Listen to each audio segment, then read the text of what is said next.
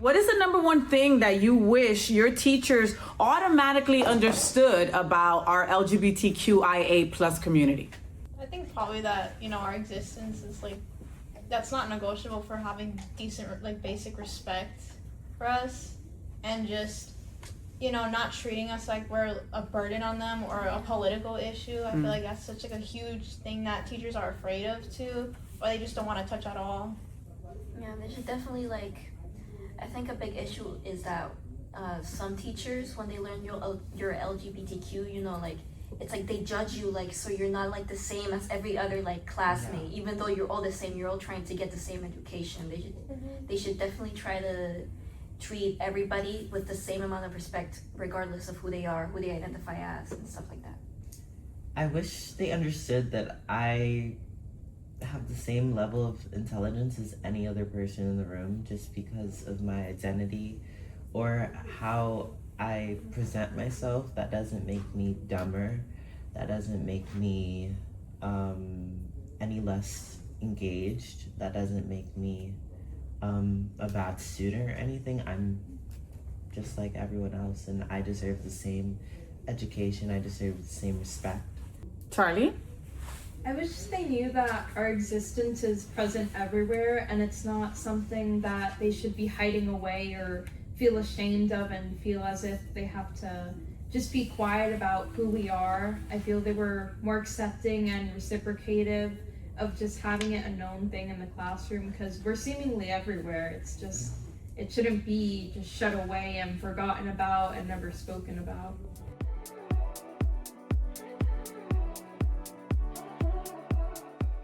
Charlie, we're going to go back to you, okay? So can you think of an example or share an example of a small action or something like that that a teacher did that made you feel safe, that made you feel seen, that made you feel valued? Yeah, actually, I had my theater teacher, Miss Cole, on the first day of school for every single one of her classes.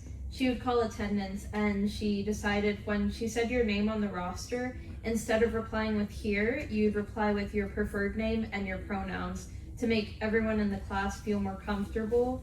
And she did it out of courtesy, and it just made me feel more seen, because it wasn't like I was being singled out. And most classrooms I'd have to go up privately to the teacher and explain, hey, this is my preferred name, these are my pronouns, but she just made it a regular thing, and it was even normal for just everyone else. If your name's Anthony, you just want to be called Tony. It just made it something so casual for us, and it made us all get to know each other more, because then we tuned into each other's names and our pronouns, and we just really got closer as a classroom.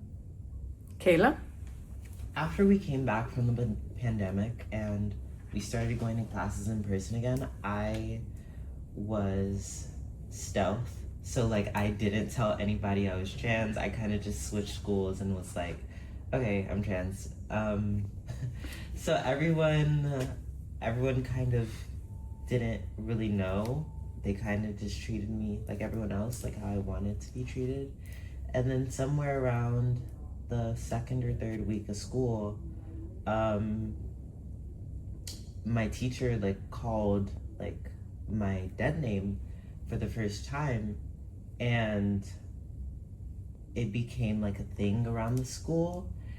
And so I started going through a lot of pressure from other students, started getting picked on. And there was this one teacher, she was my English teacher, I remember. She had a poster of Marsha P. Johnson on the wall.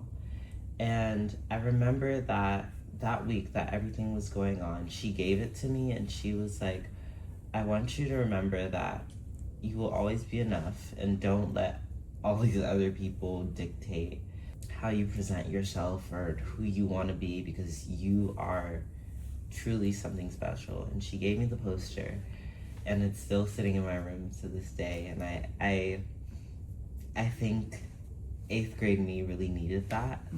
So that really touched me, I feel. Yeah. That's how you know you have a good teacher. She has a poster of Marsha P. on the wall. I think you are in a good place, Miss Kayla. I would keep that poster forever. Yeah. Oh, that's a beautiful. Thank you for sharing that with us. That is so beautiful. Nat, same question, my friend. I had an art teacher in 8th grade. Again, I came back from the pandemic. I had her in 7th grade, but it was through Zoom. I didn't really get to know her.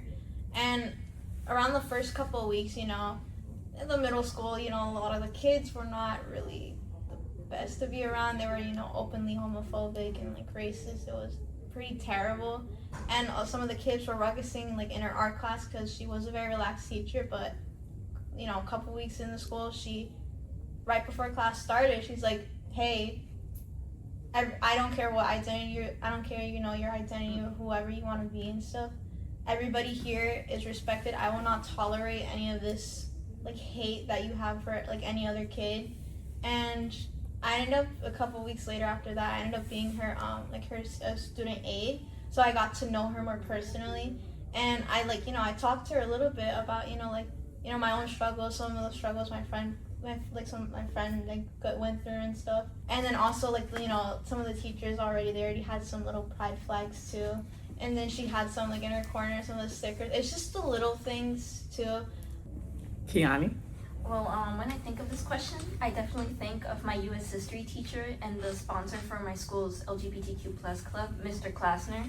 That man, he is very accepting, not just of the LGBTQ plus community, but of everybody. He has always been somebody you can confide in. His classroom was always very you can tell he has passion for keeping everybody safe and equality. I was an officer, specifically the secretary for my school's Prism Club, which specified an LGBTQ plus community. So I spent a lot of time with him. And he has always been very accepting, very kind. Definitely, and that was a very nice change of pace in my school. That wasn't very normal around the other teachers. So at least the teachers that I had. So he was a very nice change of pace. I felt like me and my other friends could be our true selves around him because he was just so accepting. And I specifically remember I think it was to apply for the scholarship specifically.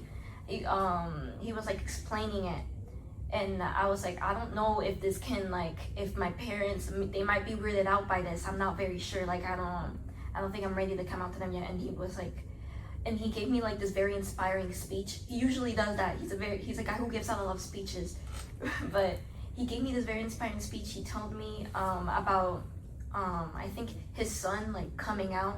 That really meant a lot to me. And even though I'm not in that school anymore, I will always think of him. And he's most likely the reason why I'm here specifically, so yeah. That's a wrap.